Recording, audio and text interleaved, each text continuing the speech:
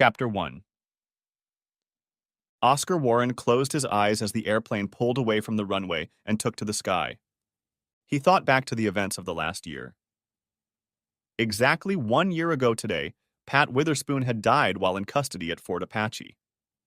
At the time, Pat was one of the highest-ranking operatives of the Marriage Mutual Assurance Society, or MMAs, a secret company that manipulated gullible wives into spending $1,600 on insurance supposedly designed to keep their marriage intact and their spouse faithful. The company, if it could be called that, was created by Mona Larson, a misogynistic lawyer whose experience with a cheating spouse had thrown her off balance. Not satisfied with her own revenge, she decided to spread the pain by punishing other men in the most horrific ways imaginable. Unfortunately, her thirst for revenge eventually turned into a desire for political control.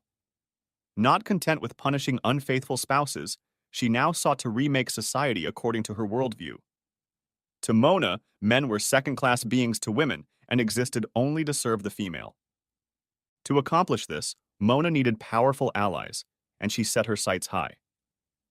Working with her shady associates, Mona decided it was time to target the most powerful man in the world, the President of the United States, who throughout his political career had been known for his womanizing ways. Everything was going his way until Pat was arrested by a joint task force of federal agents and private citizens based at what is known as Fort Apache, an abandoned army base renovated specifically for the needs of the task force. Oscar, the federal officer who made the arrest, was the husband of a woman who succumbed to the machinations of MMAs and Pat's chemical hypnosis. After attending a spa weekend with 3 of her girlfriends, Oscar's wife, Renee, slipped soda into his food in an attempt to control him and ultimately strip him of his masculinity. However, her gullibility, compounded by her own ignorance, nearly killed him. She is now serving a 30-year sentence for attempted murder. After this episode, Oscar was recruited into the task force and has spent the last year and a half helping to take down MMAs. Although Pat was dead, her computer and personal files were a goldmine of information that indicated that Renee, as well as many other women, were merely guinea pigs for MMAS's plan to emasculate American men and reshape society to fit Mona's twisted ideology. According to Pat's diary, several wives were subjected to questionable procedures that included the use of non-FDA-approved compounds used in conjunction with deep hypnosis. The goal was to force the women to comply with any suggestion from MMAS operatives, such as Pat. This explained Renee's behavior after the spa weekend, and her lawyer used this new information in her appeal. But Oscar was torn. Although he still had feelings for his now ex-wife, he wasn't sure he could trust her again. What would happen if something innocuous worked its way into her programs? Apparently, the courts had thought the same and had ordered Renee to undergo intensive counseling with the task force for at least a year to rule out relapses. That was 6 months ago, and aside from Renee's complaints of headaches, things were going well. Pat's files also had extensive lists of clients from all over the country. As far as they could tell, there were at least 10,000 active paying customers. In addition, the files had videotapes of the penalties that would be imposed if a lawsuit was filed. Detailed recordings of meetings with Mona and her allies were also found. No names were mentioned, but a number of initials were used, and it appears that Pat used a form of shorthand that required translation. FL, LS, LS, DA, ML, and NC were the 5 sets of initials most commonly used in the records. ML was thought to be a reference to Mona, and researchers set about searching the internet for anything that might link Mona to anyone else. After Pat's death, Bill Jackson, Oscar's friend, boss, and mentor, said he should take a vacation to be with his children. He did so, and spent a month with his children traveling around the country, starting with Disneyland. For the next 3 months after that vacation, Oscar received advanced training in everything from marksmanship to martial arts at agencies whose existence was kept secret from the American public. After Pat's death, MAs also went into the shadows, not accepting new clients. However, claims from existing clients were still being processed. This meant that the husbands, some of whom really weren't crooks, were still in danger of being kidnapped. So Oscar had spent much of the last 8 months doing what the task force called intervention. In fact, Oscar had just finished one of the interventions and received a short message asking him to meet Bill at the Watergate Hotel in the nation's capital, right now. Which was why Oscar was now airborne and headed for Washington, D.C. Maybe I should write some stories about these interventions, he thought to himself as the plane began to approach Dulles International Airport. I could call them the Warren Files, he pondered. But who would believe them? He asked himself. Chapter 2. Oscar picked up his luggage and was heading for the exit when he saw a man in a chauffeur's uniform with a sign that read, Oscar Warren. He approached the man and introduced himself. I'm Oscar Warren, he said. Who sent you? Bill Jackson sent me, the man said. I'm supposed to take you to Watergate. Oscar followed the man to the limousine and got in. The driver handed him an envelope. This is a room key. The room number is written inside the envelope, he said. They reached the Landmark Hotel and Oscar carried his luggage to the room. As he entered the room, he looked around to see Bill.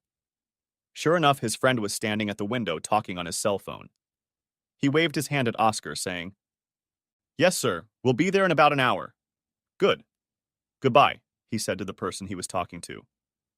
Glad to see you made it, Oscar, he said, shaking his hand. What's going on? Asked Oscar. We're on our way to brief the President and First Lady, said Bill. I hope you remember to bring a suit? Of course, said Oscar, opening his garment bag. Good, Bill said.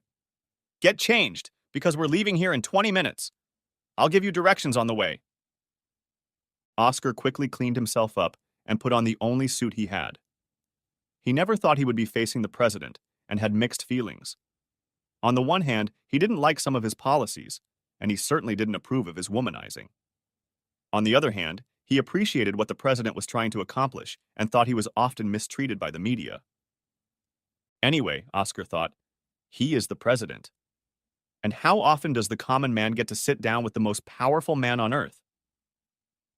Oscar put the finishing touches on his tie, picked up his briefcase, and followed Bill to the waiting limousine.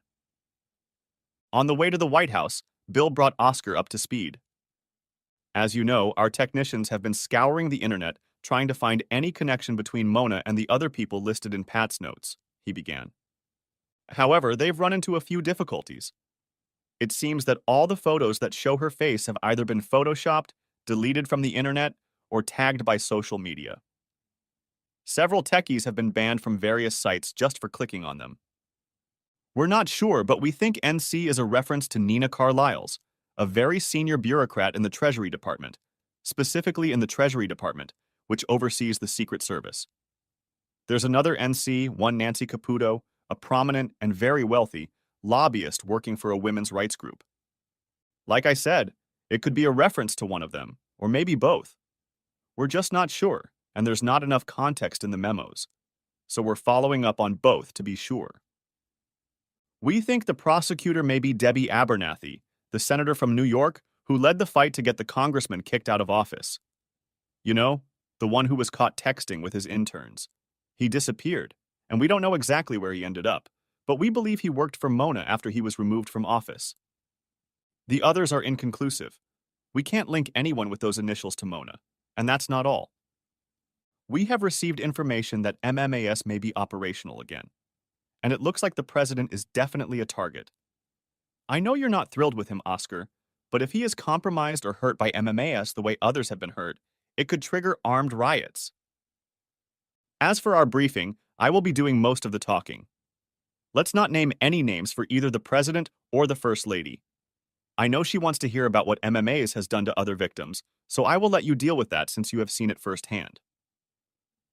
I also want you to use your fancy training to your advantage.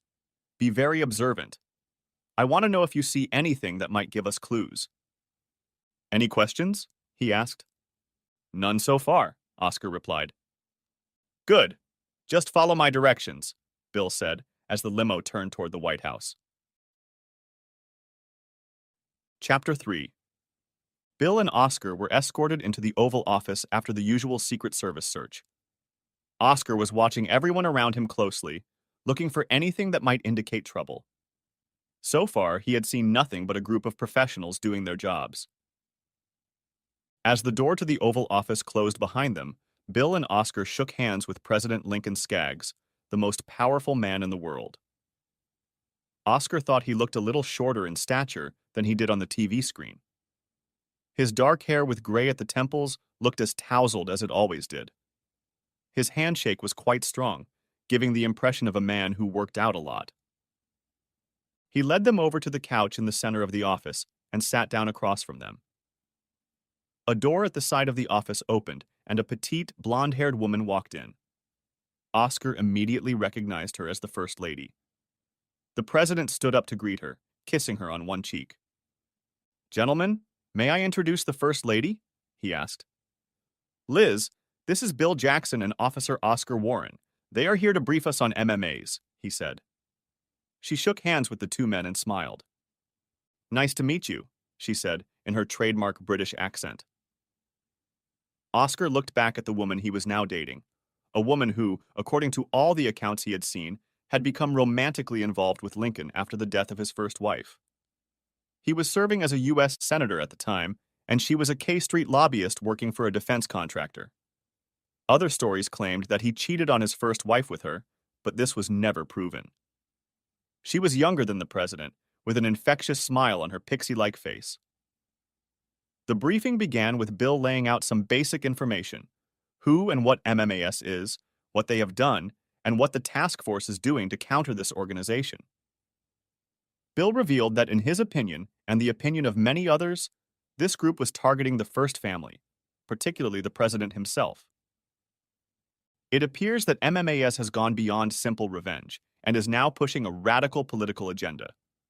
It appears that MMAS wants to radically change the age-old dynamics of marriage, and they don't mind using illegal means to achieve that goal, he said. And the information we've been able to obtain points to a plot to trap and possibly co-opt the president. "What do you mean, Bill?" the president asked. "Please don't be politically correct. I need to know what we're up against." "Very well, Mr. President," said Bill. "MMAS wants to completely change the concept of marriage and the whole dynamic of the relationship between a man and a woman. Instead of a relationship in which husband and wife are supposedly equal partners in a lifelong relationship, MAS wants a female-dominated relationship in which men are nothing more than chattel to their spouses. And they want that dynamic to become the norm throughout society. I know there are those who choose that type of relationship, and they are certainly free to do so, as are those who seek same relationships. But MAS wants to change all of society to reflect a radicalized form of this extremely militant ideal," he added. "They see you as a threat to that. The past administration was open to their ideology, and they enjoyed power and a fair amount of taxpayer funds, and they know you're not as open to what they represent." At this point, Oscar interjected into the conversation. "Mr. President, let me explain what happened to me. Maybe this will help clear things up," he said. "Please, Officer Warren," the president said. "After MMAS ended my wife's life, she became part of a conspiracy to emasculate me with a drug designed to make me malleable to my wife's desires. Pat, an MMAS operative who worked with my wife, made her seek a relationship in which I would become a willing and weak cuckold. A man incapable of activity yet happy to indulge in her actions," Oscar said. After Oscar finished his story, both the president and the first lady looked shocked. "And you think this is what they have in store for me?" the president asked. "We have every reason to believe that you are a direct target, and yes, we are concerned that this could happen to you," Bill said. "I don't need to explain the potential consequences if that happens." Lincoln Skaggs thought for a few moments before he spoke. "Mr. Jackson," he said, turning to Bill, "I want to thank you for bringing this to my attention. I would like Officer Warren to stay here for a while as our guest and get to the bottom of this." The president turned to Oscar. "I would appreciate it if you would stay here at the White House while you conduct your investigation, Officer Warren. I'll make sure you have the access and assistance you'll need." He stood up, signaling the end of the meeting, and shook hands with Bill and Oscar. Liz followed suit. "Gentlemen," he said, "I can't thank you enough. Officer Warren, my wife will see to your accommodations. I understand you have a suite at the Watergate. Pack your gear, and we'll get you set up here. Bill, we'll be in touch. Thanks again to both of you. Chapter 4. And now, Bill and Oscar discussed the meeting on the way back to Watergate. What's your impression, Oscar? Asked Bill. I think the president is in immediate danger, said Oscar. Bill's eyes widened. What makes you think that? He asked. Did you see the First Lady's reaction to my description of the punishment? Do you think that's why she said about an ordinary day in Washington? Asked Bill. Oscar nodded. Yes. I think it was a way to relieve the tension she was feeling at the moment. Bill, did you know that there are 2 sets of initials in Pat's records that no one has been able to connect to a real name? What if those initials don't always reflect a name? What if sometimes they indicate a title? Asked Oscar. What are you saying? Asked Bill in response. What if FL actually stands for First Lady? LS could easily refer to Liz Skaggs. Yes, her full name is Elizabeth, but you know she prefers to address us as Liz. What Oscar said made Bill's eyes widen. Oh my God, he said. You think the First Lady has something to do with MMAs? If that's true, then the president really is in danger. And you, being there, are potentially in danger as well. Oscar nodded in agreement. It's entirely possible, so I'll be watching her like a hawk, Oscar said. Let's get the techs and researchers on the case right now, he added, pulling out his phone. Bill nodded as Oscar dialed the number for the research department. He called the access code and was instantly connected to the head researcher. John Harding here. Is that you, Oscar? Said the voice on the other end of the wire. Yes, John, Oscar replied. Listen, I need you to do something with everything you have on the initials from Pat's records and files. Let's assume that the initials FL stand for First Lady and LS stands for Liz Skaggs. After you do that, dig around on the internet and see what you can find. Can you do that? Of course we can do that, Oscar. Anything for you, John said. I appreciate that, John, Oscar said. How soon can you provide me with the results? Give me a couple hours. I'll send the results via secure email, John said. Great, John. Thanks, Oscar said, and hung up. He looked at Bill. Looks like we'll know one or the other in a couple hours. Listen, Oscar, I'm going to put together a reserve squad of agents that will be at your disposal while you're in the White House. I know the head of the White House Secret Service personally, so I'll make arrangements with him. He's not going to like it very much, but it's too damn bad. We won't let them on the grounds unless they are needed, but I want to make sure nothing prevents them from coming in if the need arises, Bill said. Bill and Oscar decided to stop for lunch before heading back to the Watergate. Liz Skaggs, meanwhile, was calling on one of her phones from the relative safety of her office in the White House. Hey, sis, said the female voice on the other end. How are you doing? Did you meet with the infamous Oscar Warren? Yes, I did, and with his boss, Bill Jackson, Liz replied. So what do you think? Is Oscar as nice a guy as Pat said he was?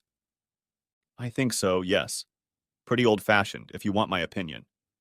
But tonight we're going to find out just how good he is. He's going to stay here with us for a while. I plan to put him in the Lincoln bedroom. Maybe I'll start moving with him and see how he reacts, Liz said. The woman on the other end of the wire laughed. How much do you think they know? She asked Liz. They seem to know quite a bit, but I'm not sure exactly how much. I know they're frustrated because they can't get any pictures of you, and they still haven't figured out who's on the board of directors. They understand our plans perfectly well, though, at least from their perspective. I'll know more in the next day or so, Liz said. Good. In the meantime, try to find out where they're based. I'd really like to burn their base to the ground. Along with them, the woman on the other end of the wire said. Liz laughed. I'll try, she said. That's all I'm asking. In the meantime, I'll call Nina and see what we can do about his security. Sounds like a plan. See you soon, sis, Liz said. Finished talking, the First Lady put the phone away and began absent-mindedly stroking her crotch, thinking about how she would seduce the man responsible for the latest MMA's debacle. This is going to be fun, she thought. Chapter 5. Bill and Oscar finally made it back to the Watergate, having enjoyed their lunch. Oscar was just packing his things when the phone rang. Oscar, it's John, said a very excited voice on the other end. You won't believe what we've come up with. Spit it out, man, Oscar said. So let's get started. Elizabeth Skaggs's maiden name is Daltrey. She was born in London with her twin sister Monique. We checked immigration records and found out that Monique shortened her name to Mona before she got her student visa. Mona went to Harvard and, after graduating from law school there, became a naturalized citizen and went to work at a very prestigious law firm, where she met and married Andrew Larson, John says. A few years later, they divorced. From everything we've been able to find out, it appears that both sisters were very close. So what you're saying is that, began Oscar. Mona Larson and Liz Skaggs are twin sisters, Oscar, said John. Your instincts were right. It looks like FL and LS are probably the same person. Oscar thought for a moment before replying. Oh, shit, he finally said. Keep digging, John. See what else you can find. Nice work, by the way. Thanks, Oscar, John said before hanging up. He turned to Bill, who sensed something was up. We've had some breakthrough, Oscar said. It appears that Mona Larson and the First Lady are twin sisters. That means you and the President are in even more danger than we thought, Bill said. I'll contact my contacts in the Secret Service. We need to be very careful going forward. They discussed their options, and Oscar headed back to the White House. There he was met by Liz and escorted to the Lincoln bedroom, a room on the second floor of the White House that is part of the suite that includes Lincoln's bathroom and living room. Oscar knew enough history to know that Lincoln never slept in this room, but once used it as a study. Some of the furniture in the room was used by the Lincoln administration, and the centerpiece of the room, a giant 8-foot by 6-foot rosewood bed with a huge headboard and carved footboard, was first purchased by Mary Todd Lincoln in the 1860s. There is no evidence that a president ever slept on it, but it is believed to have been used by other presidents. Oscar also recalled that Rush Limbaugh said he once stayed in this room during one of the Bush administrations and looked around, half expecting to see a bronze plaque that read, Rush Limbaugh slept here. I hope you enjoy living here, Liz said with a smile as Oscar put his clothes away in his closet. You know it's considered an honor to stay in this room, but honestly, sometimes I get goosebumps. I'm sure there's a lot of history in this room, Oscar said. You're probably right, Liz said. At least you'll be sleeping on a new mattress. The old one was pretty linty, so I had it replaced. I hope you approve of it. I decided to modernize it a bit by getting one of those mattresses that allow you to adjust the comfort. That's very nice of you, Mrs. Skaggs. I'm sure it will work just fine. Thank you, Oscar said. Please call me Liz, Oscar, she said. Okay, Liz, Oscar replied. Liz sat down on the bed, tucking her legs under her. So tell me, Oscar, what do you usually do during these interventions you've been telling us about? Do you actually help men cheat on their wives? She asked. No, we don't help anyone to commit adultery, Oscar replied sarcastically. Every intervention is different because every situation is different. Sometimes just giving friendly advice is enough and the affair is over. No cheating, no punishment. Other times, we have to take more direct action. And there are times when we have to play the role of not only marriage counselor, but also law enforcement officer. Interesting, Liz said. I see you carry a gun. Have you ever had to kill someone? Oscar didn't like the tone of her question, but knowing she was in league with Mona, he figured he could bother her a little. Like I said, we're trained law enforcement officers, so there are times when deadly force is required to protect a targeted spouse, he said. As for me, yes, from time to time I have to resort to drastic measures. I don't like it, but if it's necessary, he began, and finished his thought with a hand gesture indicating that he would shoot if necessary. I see, Liz said quietly. After a somewhat pregnant pause, she spoke again. What about your personal life, Oscar? Are you dating anyone special now that you're divorced? The only special people in my life right now are my children, Oscar said. I'm not dating another woman, if that's what you're asking. And no, I have not been with another woman since my divorce. Call me old-fashioned if you want, but I have my reasons. Oh my God, so you haven't been with a woman in a year and a half? She asked. I'm sorry, but I find that hard to believe. I don't know any man who can go that long without having fun. I know that sounds strange, but it's true. For starters, I still have feelings for my wife, and I'm not sure how that's going to end. Call me crazy, but I believe in the wedding vows of till death do you part. And then there are my children. I want to be able to look them in the eye and honestly say that I had no one but their mother. And finally, there's work. Not only does it take up a lot of my time, but it also makes me wary of finding new relationships. You'd be surprised how much garbage I've seen, he said. But didn't your wife try to kill you? Asked Liz. Yes, she tried, said Oscar. She was also under the influence and control of her MMAs, operative at the time. So you blame MMAs for what happened to you, said Liz. Absolutely, Oscar said. And that's why Mona Larson and her accomplices should be brought to justice. There's no telling how many other people she and her accomplices have harmed. Liz frowned at that remark. And now it looks like she's targeting your husband. Who knows? Maybe she's using you the same way her operative used my wife. A look of concern, or guilt, flashed across her face, and she quickly changed the subject.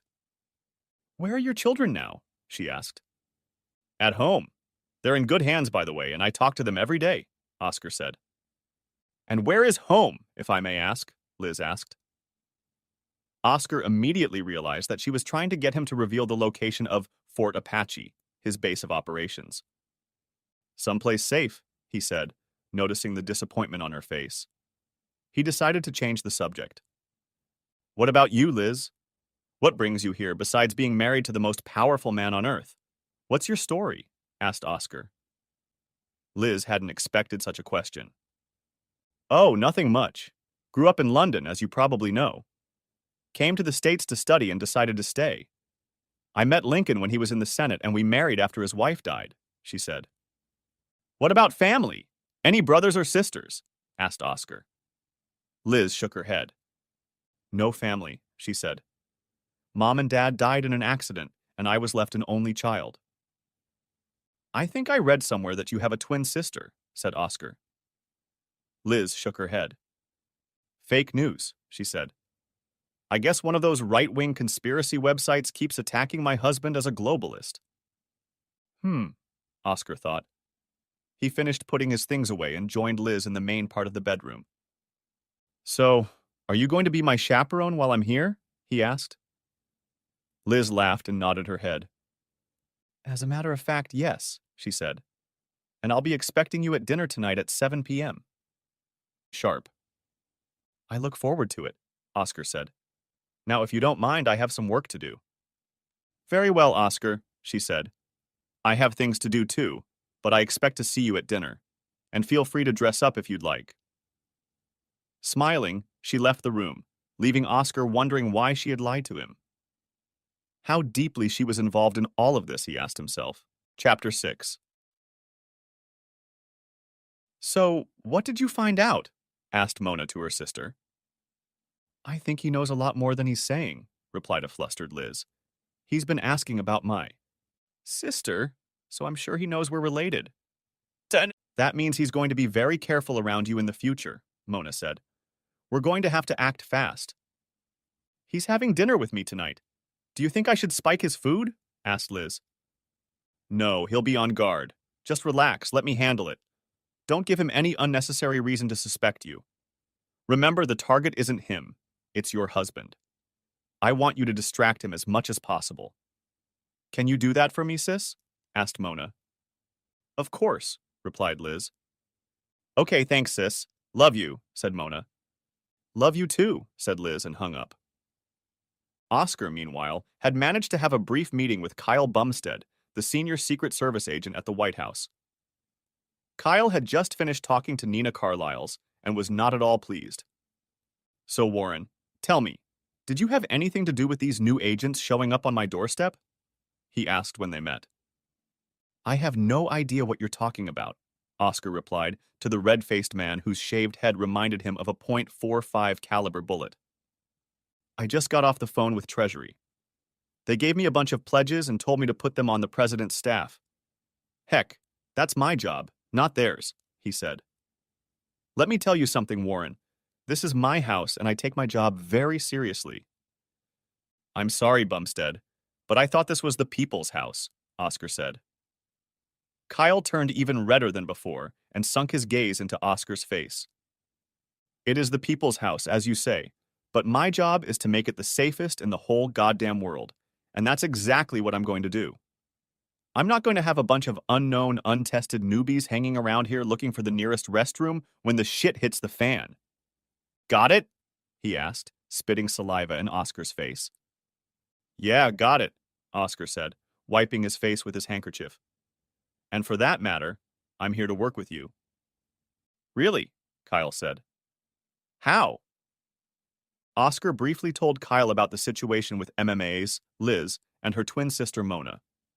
He also told Kyle that the task force now believed Nina was part of a conspiracy to get the president. Damn, Kyle said when Oscar finished. So you believe these new agents I got are really part of the whole goddamn thing? I think it's a very real possibility, Oscar said. So what do you want from me? Asked Kyle. More than anything, we need intelligence. I know my boss has talked to you about our off-site backup team, and we appreciate your help.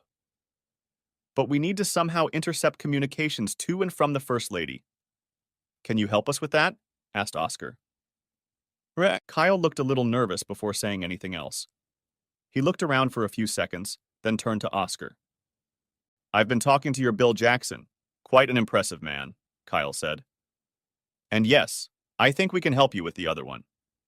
I hope you'll be straight with me about all this shit. Oscar nodded his head.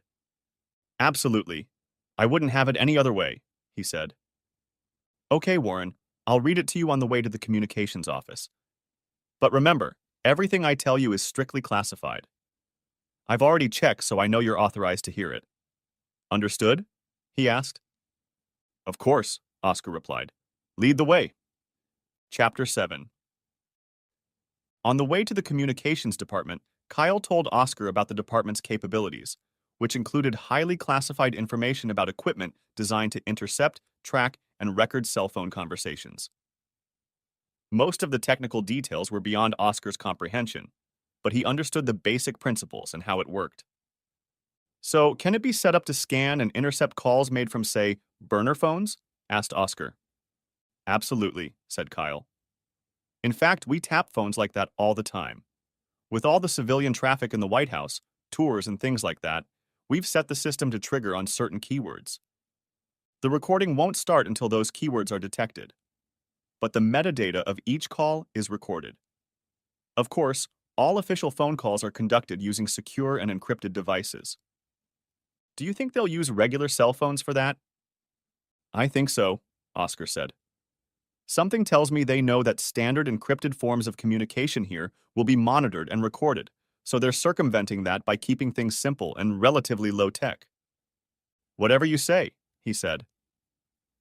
They reached the secure communications area, and Kyle let them inside using his keycard. Once inside, he walked over to the equipment box and began flipping switches. Once seated at the computer, he began clicking buttons and entering commands. Oscar was not interested in this, but he got a general idea of what was going on. Soon a diagram appeared on the large monitor. There were several red dots on it, which Oscar realized indicated cell phones that had recently been used.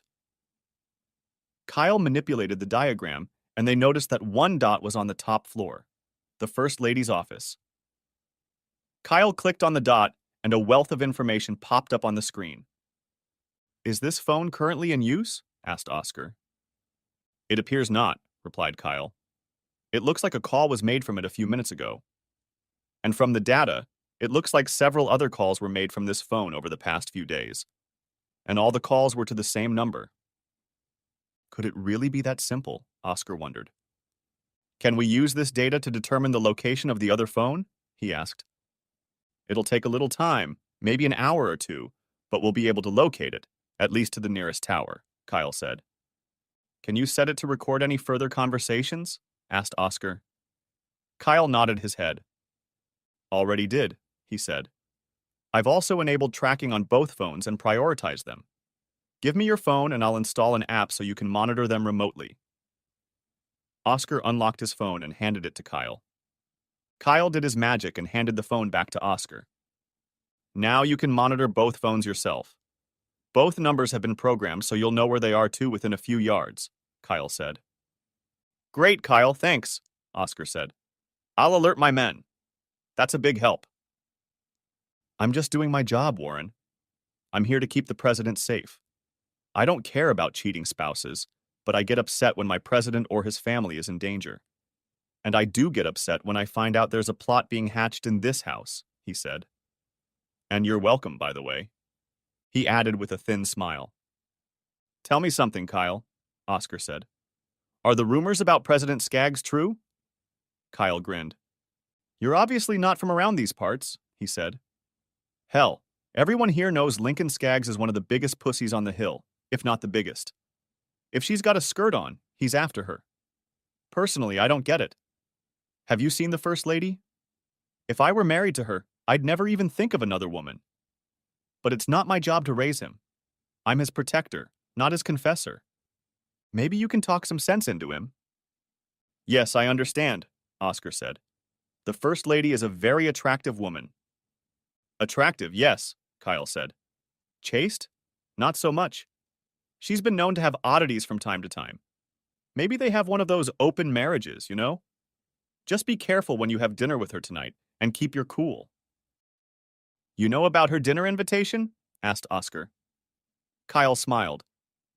It's my job to know what goes on in this house, he said. Of course it is, Oscar smiled.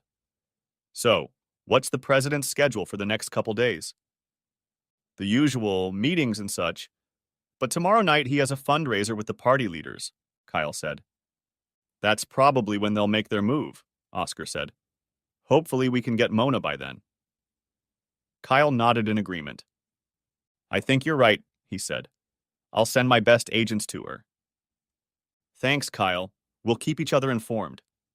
By the way, do you think you can get us into the president's briefing? Asked Oscar. Kyle looked up the president's schedule and found a free time only 45 minutes away. Yeah, I think we can get in for a short 5 to 10 minute meeting. But no more than that, he said. That will work out. See you then, Oscar said. They shook hands and went their separate ways. Chapter 8. After his meeting with Kyle, Oscar called Bill and told him what he and Kyle had accomplished. Bill was beyond excited. Great job, Oscar, he said. I'll get some teams ready and we'll spring into action when you have a better idea of Mona's whereabouts. I'm inclined to agree that they'll probably move tomorrow night. Let me know when you have more information, and for God's sake, be careful with the First Lady tonight. Yes, thanks, Dad, Oscar said wryly.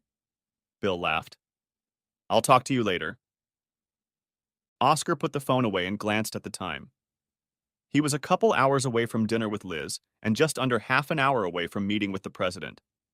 That was just enough time to get back to Lincoln's bedroom and send a text to his kids to let them know he was okay.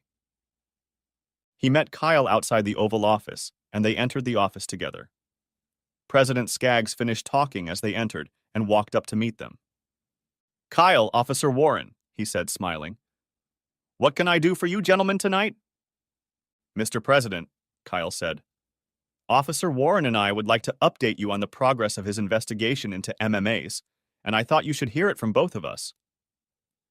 The president nodded his head and gestured to the couches in the study. Mr. President, I don't know how else to say this, so I'll just speak up, Oscar said. It seems the First Lady is involved in this case, and the female lawyer at the head of it all, Mona Larson, is actually her twin sister. The president looked somewhat shocked by this revelation. Are you sure about that, Officer Warren? He asked. It's an incredible accusation you're making. I know it is, Mr. President, but our people have double-checked the records in London and with our own immigration authorities, and the information we pulled from Pat Witherspoon's files confirms it, Oscar said. Kyle entered the conversation. We also discovered several calls made from a civilian cell phone from the First Lady's quarters to a phone located somewhere in Georgetown. After Officer Warren and I met with him, our office was able to trace that phone to within a 2-mile radius of the Georgetown Tower, he said. We have reason to believe that whatever is about to happen is likely to happen somewhere around tomorrow night's fundraiser. I see, the president said. How sure are you about all of this? Kyle and Oscar looked at each other. Oscar nodded to Kyle, giving him the floor. I'd give it a high degree of probability, sir, he said. President Skaggs looked at Oscar. What are your men doing? He asked. We're preparing to put troops on the ground, Mr. President. All we are waiting for is the location, Oscar said. Very good, Lincoln said. Good work, gentlemen. Thank you. Both men realized the meeting was over and got up to leave. President Skaggs waved at Oscar before he reached the door. Kyle nodded and walked out of the office. Officer Warren, I understand you have a dinner planned with the First Lady tonight, the president said. Yes, sir. Scheduled, Oscar replied. Just between you and me, you see, man to man. I just wanted to let you know that she really likes you, the president said. Mr. President, I assure you, Oscar began, but Lincoln waved him away. Oscar, don't worry. Liz and I have a certain, well, understanding. I have my relationship. She has hers. Oh yeah, I know all about them and she knows all about mine. We just don't rub each other's noses in it. You do find her attractive, don't you? Asked Lincoln. Yes, sir. I find the First Lady a very attractive woman, but I assure you, especially under the circumstances, I have no intention of making any advances toward her, said Oscar. She is now under suspicion, and besides, I still have feelings for my ex-wife. Lincoln smiled and put his hand on Oscar's shoulder. You are an honorable man, Oscar. I wish there were more people like you. There would probably be a lot less divorces in this country, Lincoln said with a smile. Enjoy your dinner, please, and thank you for your service. Thank you, Mr. President, Oscar said, shaking his hand. He walked out of the office and caught up with Kyle. That went well, Oscar said. Kyle nodded in agreement. I see you've located Mona's cell phone. Yeah, it just came in before our meeting, Kyle said. I've already texted your phone so your people can take action. Kyle looked at Oscar as they approached Lincoln's bedroom. Be very careful with the First Lady, Oscar, he said. Remember, she's now a suspect and a potential threat to the president. If you feel threatened, send me a text to 911. I'll have a team on standby. Thank you, Kyle, Oscar said. Let's hope it doesn't come to that. Chapter 9. Oscar showered and dressed for dinner with Liz. He held the capsule in his hands and contemplated whether to take it. The technicians at Fort Apache had developed it after getting information from Pat's files about the many compounds MMAs like to use. They explained that it couldn't be completely effective against everything, but should greatly reduce the effects of anything they could use against it. They also said that for maximum protection, it should be taken at least 30 minutes before exposure. He glanced at his watch and decided to take his chances. He swallowed the pill and headed outside. Soon he was already knocking on Liz's door. Come in, she said. Oscar opened the door and walked in. Liz made the best of it. The diffused light was dimmed and the elegantly set table was illuminated by the soft light of candles. Liz came out in a white robe. She was the epitome of adorable. Too bad she's a suspect, Oscar thought, and married to the president. Liz walked over to the table. I hope you like my outfit, she said. I picked it out especially for you. Please join me. Oscar walked across the room and, as befitted a gentleman, pulled up a chair for her and sat her down, as he had done so many times for Renee. She sat down and smiled. A gentleman, I see. I rarely see that these days, she said, smiling. Thank you. My pleasure, ma'am, he said, returning her smile. He sat down across from her, and an orderly wheeled a cart up to the table. He set the lunches in front of them and ceremoniously removed the polished silver covers, exposing a nice piece of meat and a well-cooked lobster tail. Then he poured some champagne into the flutes. Oscar noticed that a few tiny pellets had settled to the bottom of his flute, which would probably have gone unnoticed to the untrained eye. Closing the bottle, the attendant smiled and bowed, wishing them a pleasant evening. Oscar waited until the man left the room before saying something. It looks absolutely marvelous, he said. You certainly did your best. Liz smiled at hearing the compliment.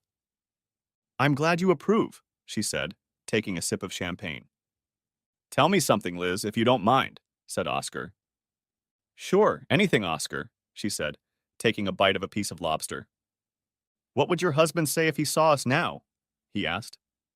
Liz laughed. He'd probably tell us to enjoy our vacation and ask us to be quiet, she said. Let me explain. Lincoln and I have an understanding. We love each other very much, but we both have very high libidos. So he has his affairs and I have mine. We know all about them, and everything is fine as long as we don't rub each other's noses in it. I don't know how he manages it, Oscar said. If I were married to you, there's no way I'd share with you like that. Maybe it's just my Midwestern upbringing. I'm flattered, Oscar. I really am, she said. I know you probably won't approve, but it's so much better than peeping on each other. I've done that too, and it's no fun at all, constantly wondering if you're going to get caught and wondering what might happen when it all comes out. And believe me, in the circles that Lincoln and I run in, almost everyone is doing someone else. That way, there won't be any hard feelings and no one gets hurt. That's not my experience, Oscar said. From what I've seen, someone always ends up getting hurt. Maybe they're just taking the wrong approach, she said. Since we're bearing our souls here, I have one confession to make. What's that? Asked Oscar. I lied about not having a twin sister. I have a twin, but we were separated when we were very young. I don't know where she is or what happened to her, she said. You know, technically lying to a federal officer is a felony, Oscar said, smiling. Liz laughed. I guess we'll have to see what the court says, she joked. I didn't know I was being questioned, and I certainly don't remember you reading me my rights. Right, Oscar said. The phone rang. Oscar picked it up, noticed the incoming number, and looked at Liz. Excuse me, please. Duty calls me. Absolutely, she said. Hey, Bill, what's up? Asked Oscar. We caught Mona, said Bill. Unfortunately, she's already dead. What happened? Asked Oscar. We got a good lock on her location. The officers approached and she pulled a gun on them, said Bill. They had no choice but to take her down. From what I heard, she was shot in the stomach. She held on for a little while but didn't make it. Before she died, she managed to get Liz, Nina Carlisle's, and a few others involved. I guess that's it, Oscar said, watching Liz closely. Pretty much, yes, Bill said. Are you still on your date with the First Lady? Yes, Oscar said. Good. Let me know when you've dealt with that issue, Bill said. I will, Oscar replied and hung up. After ending the call, Oscar sent a message to Kyle. Stand by. Watch the video for a signal. He received an immediate reply.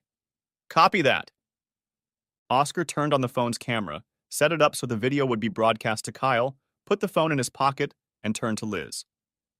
Sorry for the slight hiccup, Oscar said. No problem, Liz replied. I understand when duty calls. Oscar nodded. Interesting that you mentioned your sister, he said. Liz flinched. Well, you know, Mona Larson. Turns out she did something really bad. You see, she pulled a gun on federal officers and basically got shot. I'm told she was shot in the stomach. A bad way to go if you want my opinion. But before she died, she blamed you, Nina Carlisle's and others. I guess she figured if she went down, the others would go down with her. You bastard, Liz growled, her face reddening. Did you know Mona was my sister? Yes, Liz, I confirmed it today, Oscar said. You know, I was going to give you the best night of your life, she said. Oscar raised his flute. I suspect it would have been the last night of my life, too, he said. Am I right? You know, you really should cover up a bit. You see, any minute now, a bunch of federal agents are going to come through that door and arrest you. I don't think you're going to want to put your body on display for CNN, do you? Before I arrest you, Liz, I'd like an answer to just one question, said Oscar. To what? Said Liz, closing her robe and shoving her hands in her pockets. Why? Asked Oscar. You've had everything. You're married to the most powerful man on earth. You could pick any man you wanted, basically. You had everything. That's easy, Mr. Midwest values with children, she said wryly. Power. In Washington, it's all about power. I loved my sister, but she reveled in it. She became an ideologue. She wanted to change the whole society. I just wanted power, and I would have had it until you came along. At that moment, she took her hands out of her pockets, opened the vial she had hidden in her robe, and swallowed it. At the same time, she grabbed Oscar's flute and drank the entire glass of champagne. Her face immediately turned white, and her eyes bulged. Before Oscar could react, she had already fallen to the floor. Get in here quickly, Oscar ordered, directing his voice to the phone. The doors immediately swung open, and federal agents led by Kyle rushed into the room, but it was too late. By the time they were at the desk, Liz was already dead. Kyle put on latex gloves and picked up the empty vial. He put it in an evidence bag and handed it to Oscar. Whatever it is, you know she meant it for you, he said. Oscar nodded. I know, he said. I'll have our lab analyze it and let you know the results. Thank you. I'd appreciate it, Kyle said. By this time, Lincoln Skaggs had entered the room. Seeing his wife's body on the floor, he burst into tears. Did you have to kill her? He asked Oscar. She did it herself, Oscar replied. I have a videotape of her confession. Would you like to see it? Lincoln shook his head. No, he said. He held her head against his for a moment before Kyle lifted it back up. Mr. President, we don't know what she used to commit suicide, but it appears to be a fast-acting drug. It would be best if you don't touch her body until we're sure it's safe, he said. The president nodded his head in understanding, then turned to Oscar. Has the threat passed? Did everyone else get caught? He asked. Her sister was shot while resisting arrest, Oscar said. She pulled a gun on federal agents. The others are being rounded up now. As far as I know, the threat has been neutralized. Thank you, Oscar, he said quietly, and left the room. Oscar informed Kyle about dinner and got ready to leave. Kyle reached out and shook his hand. You know, if you ever get tired of chasing promiscuous wives, come find me, he said. Oscar smiled. Thanks, Kyle, I appreciate that. It was a pleasure working with you, he said. Oscar returned to the Lincoln bedroom and called Bill to update him on the evening's events. Good job, Oscar, Bill said. We'll take it from here. But right now, you need to get back to base. What's going on? Asked Oscar. It's Renee, and it's serious, said Bill. That was all Oscar needed to hear. He gathered his clothes, took one last look around the room, and hit the road. A few hours later, he arrived at Fort Apache and met Bill, who escorted him to the secure medical center. Oscar, Bill began, Renee has been diagnosed with a very aggressive brain cancer. I didn't mention it before because I needed you to focus on your work. It was discovered during a 6-month scan. From what I was told, she has a few days, maybe a couple weeks, and she asked for you. What the hell? Asked Oscar. Didn't they notice it sooner? There were no signs 6 months ago, said Bill. A few months ago, she started complaining of headaches, so they gave her the usual medication, but they got worse. Whatever it was, it started showing aggression more recently. By this time, they had reached Renee's room. The children were already there and waiting for their father before entering the room. Renee had lost weight, her eyes seemed sunken, and her skin had taken on a yellowish tint. Oscar walked over to her bed and took her hand. Oscar, she whispered, smiling. I'm so glad you were able to come. I'm sorry, but I don't think I'll get to see the kids graduate. You'll do fine, he said, trying to cheer her up. It didn't work. She shook her head. No, baby, it won't, she said. But I want to clear the air before I go. What do you mean? Asked Oscar. I need to tell you something before I go. You have been the best husband and father a woman could ever wish for. I love you so much, and yet I have hurt you so much. I'm so sorry, she said, and tears streamed down her face. Okay, Renee, I know that MMA has ruined your mood, Oscar said. Renee shook her head and cried even harder. No, Oscar, I need to say something and I know it's going to hurt, but I can't take it to the grave. I need to get it out. Before I went on that retreat, I cheated on you. Several times. I don't know why I did it, but I'm sorry. Will you ever be able to forgive me? She asked. Oscar couldn't believe what he was hearing. He never would have thought that Renee would cheat on him, and here she was admitting it herself. Hot tears streamed down his face. He stood up and looked at Bill, shaking his head. Children, go talk to your mother, he told them, inviting Bill and the doctor out into the hallway. Is it possible she's hallucinating? Asked Oscar. The doctor shrugged his shoulders. Impossible to say, he told Oscar. We know she's been fed all sorts of mind-altering chemicals, so anything's possible. The important thing is that it's real to her, so at least in her mind it really happened. Is there anything that can be done? Asked Oscar. The doctor shook his head. No, Oscar, nothing, he said. This thing is growing even now. I've never seen anything like it. It's literally consuming her brain cells, and it's doing it faster and faster. Frankly, I'm surprised she can even speak.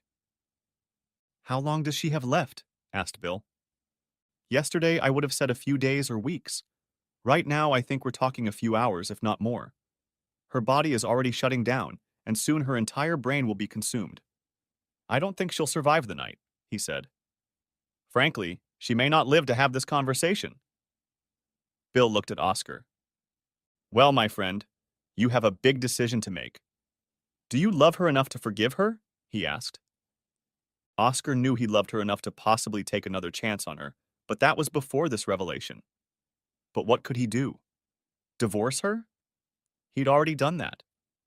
Kill her? She was already dying and could die any minute. She'd already been thrown in jail. And he knew that if he didn't forgive her, it could be a stumbling block in his relationship with his children, who were now crying as they said goodbye to her. Damn, he thought. Why had she done this? But, he reasoned, there was a possibility that it was a false memory embedded by MAs. He looked at Bill and made his decision. Returning to the room, he regarded his ex-wife, who was now looking at him with eyes that begged for mercy. She had suffered and was suffering now. He decided not to add to her pain. Renee, you gave me many years of happiness, 2 wonderful children, and despite everything that has happened, I forgive you, he said, crying. Renee sobbed at his words, as did the children, who hugged her as tightly as they could. After a few minutes, Renee asked to take the children out into the hallway. Oscar pulled her against him and cried as he heard her whisper, I love you, and I'm sorry. He heard a sound like a death rattle and then nothing. He looked at her face and realized she had passed away. He kissed her forehead and put her back in the bed. I'm sorry, Oscar, Bill said. Look, we'll take care of everything. We'll have to do an autopsy first, but the task force will pay for her funeral. Oscar nodded, gathered up the kids, and headed home in a daze. Epilogue. The autopsy revealed that Renee's brain condition was the result of the experimental drugs Pat had administered to her that weekend on vacation. It appeared that the tumor had existed for some time, but was so small that previous scans had not detected it. Renee was buried in Oscar's family plot with the inscription, Loving Wife and Mother. Oscar wouldn't tell his family everything she had done, but they knew she had spent time in prison for trying to kill him. For the sake of the children, he decided to spare them the gruesome details. The news reported that the First Lady had died of a sudden stroke. The nation mourned her loss, and the media showed a video of a grieving President Skaggs. The video of him shedding tears at her grave caused his popularity to rise among family values supporters, and even former opponents were reluctant to criticize a man mourning the death of his wife. No doubt, Oscar thought, he would surely be re-elected. Lab tests of the chemical she had ingested showed that it was an enhanced version of what Renee had used against him. No wonder she died so quickly, Oscar thought to himself. There were also reports of an unidentified woman who had been shot and killed while resisting arrest by federal agents.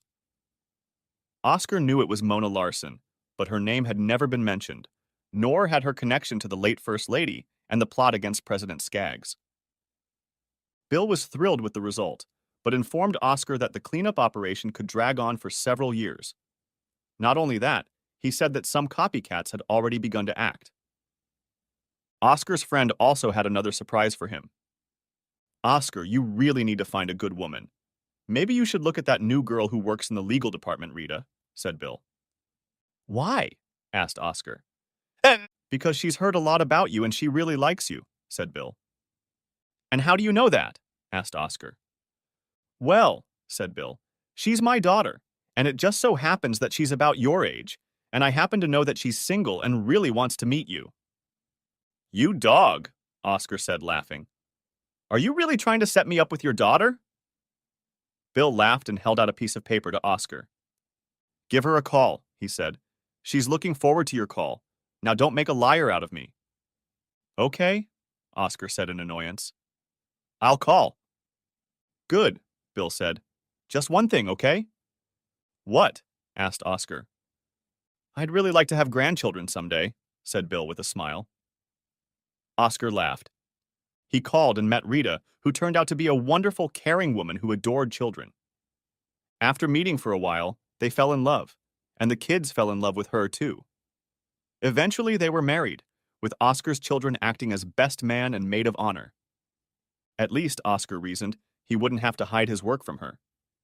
And it turned out that soon after the honeymoon, Bill would fulfill his wish sooner than he expected. The end. Thanks for watching, I hope you enjoyed it, so subscribe to my channel and watch the next video.